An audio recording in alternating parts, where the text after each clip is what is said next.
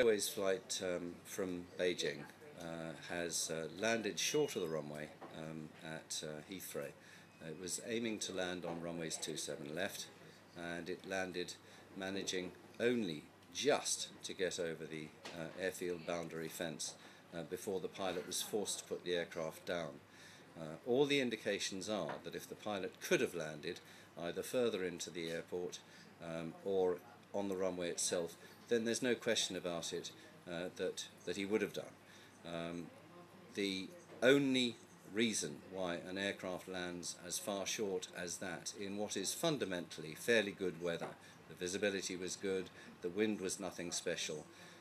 if he could have landed further into the airport he would have done. So all the early indications are that the aircraft had either a total power loss or a severe power loss, and this occurred very late in the final approach because the pilot didn't have time to tell air traffic control, or didn't have time to tell the passengers because the crew were too busy dealing with whatever it was that had gone wrong. You could say that if the crew were going to have a total power failure, then they were very lucky that it happened at this point, but it's quite a remarkable accident.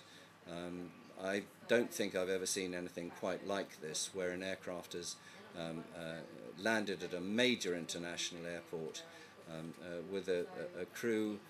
who knew what they were doing, who were very experienced, and yet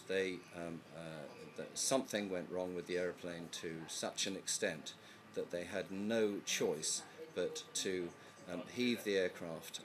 over the boundary fence and put the aircraft down at what must have been very close to stalling speed, because the aircraft only went